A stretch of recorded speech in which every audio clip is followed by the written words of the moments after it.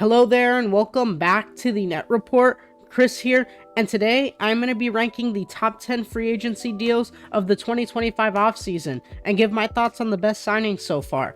This list is taking into account roster fit, contract value, how great the player is, and so on. Many of these rankings are pretty interchangeable on this list, so keep that in mind when watching. Also, let us know in the comment section below who you think are the best free agency signings this offseason, and subscribe if you enjoy this type of NBA content. Starting at number 10, I have Myles Turner, who signed a 4-year, $108 million contract with the Bucks, and this was probably the most shocking move of free agency as a whole.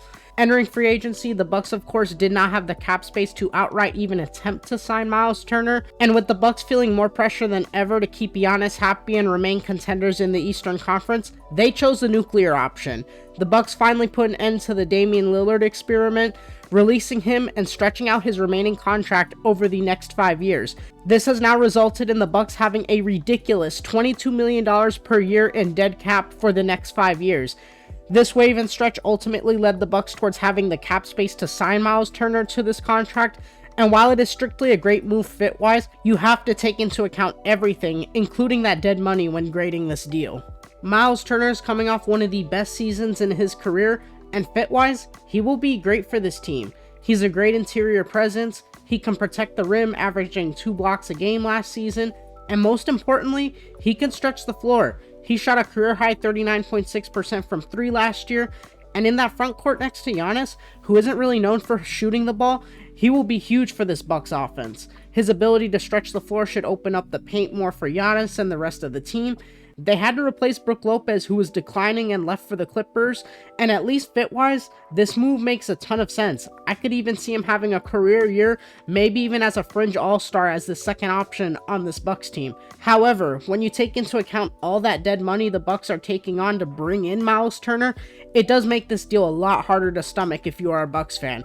Maybe it convinces Giannis to stay long-term, but only time will tell. Coming in at number 9, I have Duncan Robinson, who signed a 3-year, $47 million contract with the Detroit Pistons, and this ironically was probably the deal the Pistons were going to offer Malik Beasley. However, he allegedly placed one too many bets on FanDuel and lost out on a ton of money this offseason. Due to this, the Pistons had to pivot, and Duncan Robinson should be able to fill the role Malik Beasley did. He is of course a sniper from three-point land, averaging a career 39.7% from outside. With a playmaker like Cade Cunningham, I expect Robinson to get a ton of open looks from 3 and be a spark plug off the bench, similar to how Malik Beasley was last year.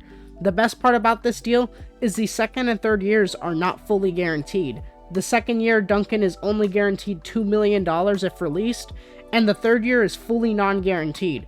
So if for some reason Duncan's shot isn't falling or he doesn't fit well into the offensive scheme, they have a quick out of this contract. I do however think he will slot in nicely in this offense and just be the sniper off the bench who shoots a ton of threes each game.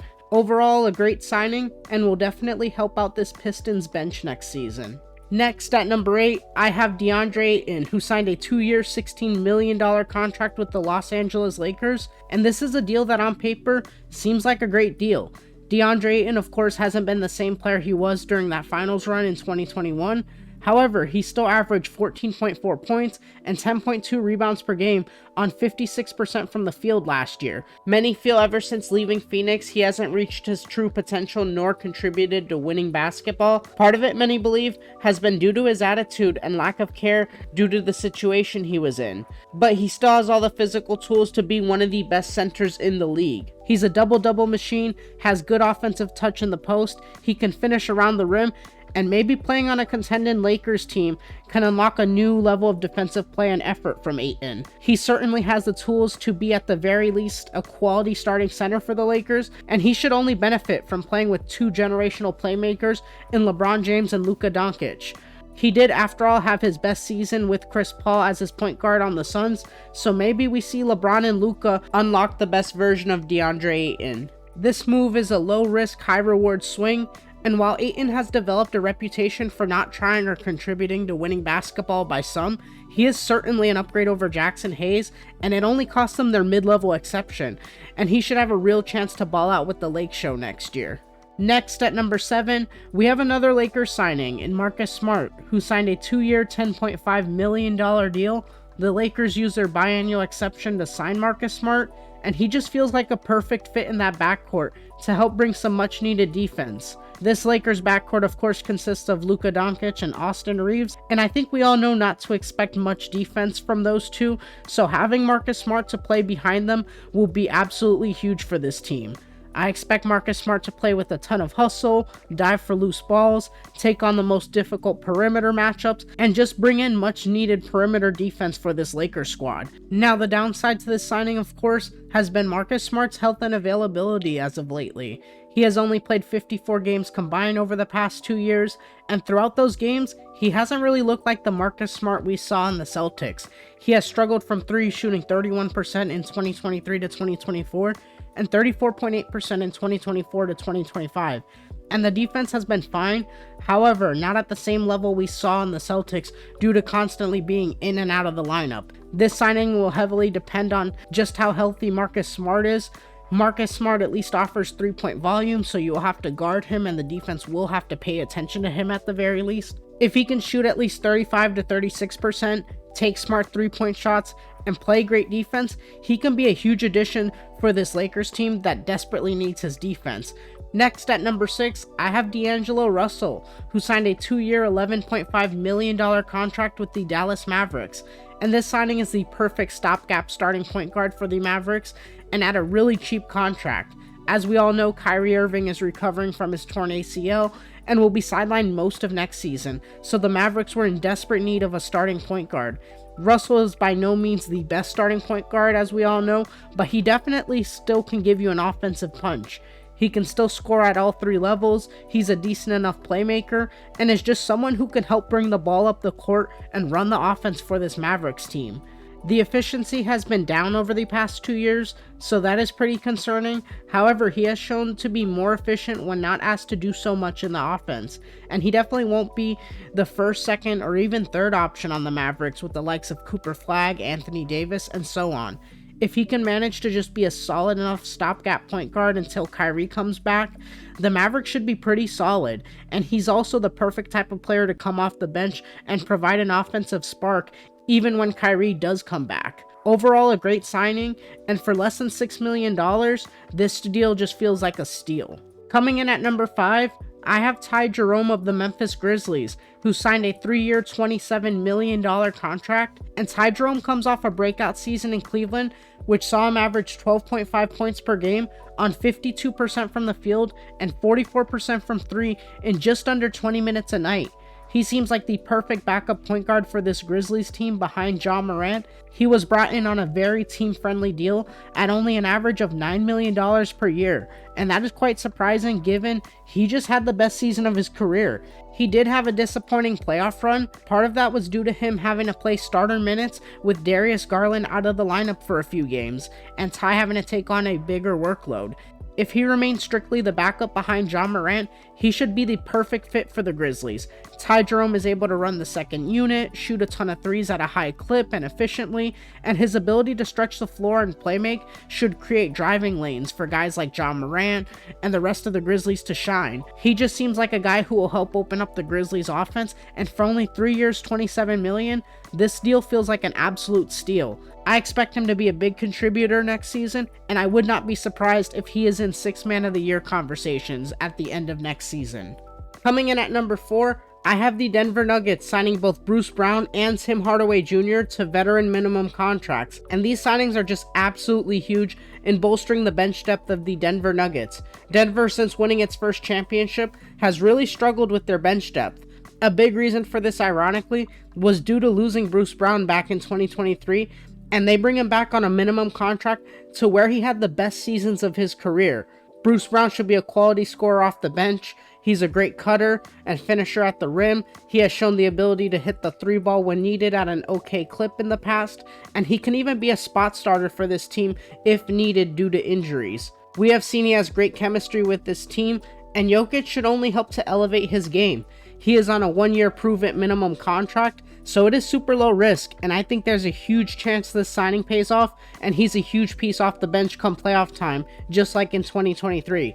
They also brought in Tim Hardaway Jr., who is just another guy who can give them a ton of scoring punch off the bench.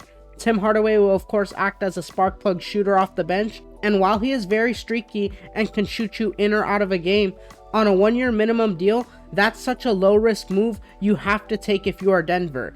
He shot 38.8% from 3 on pretty high volume, and I expect him to be able to bring this to Denver.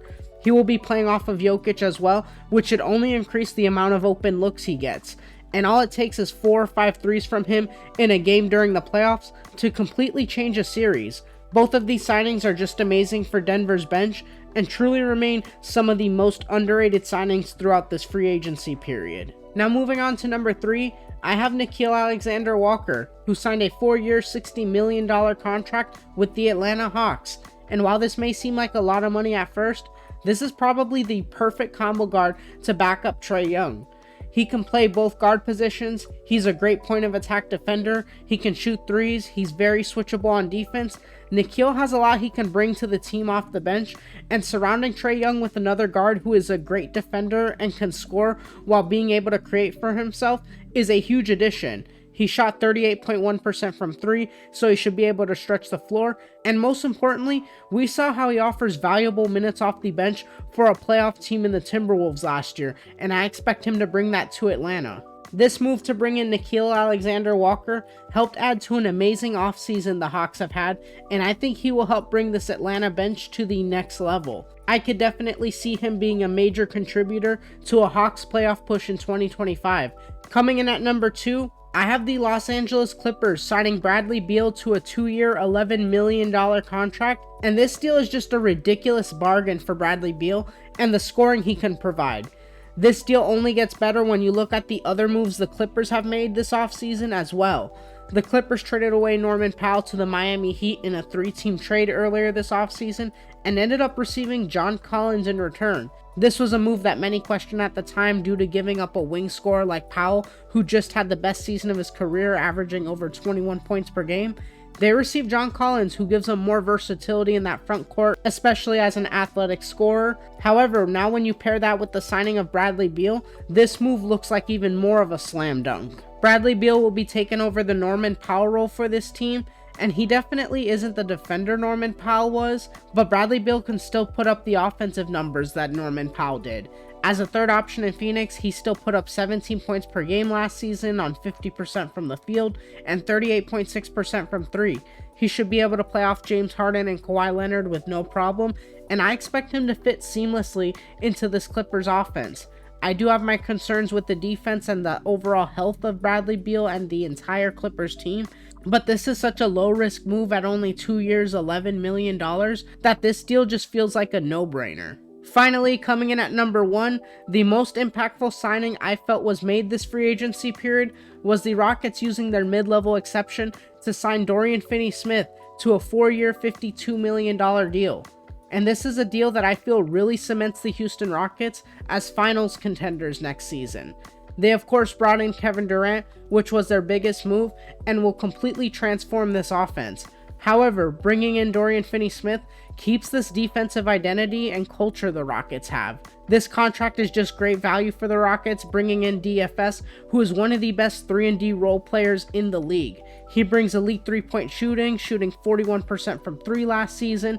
He's one of the best on-ball defenders and can guard just about any position 1 through 5. He will be a huge addition for this Rockets team off the bench, and he's once again another guy who I can see being a spot starter if Kevin Durant or Jabari Smith miss any time next year. He also just adds to the vast array of defenders on the perimeter for this team.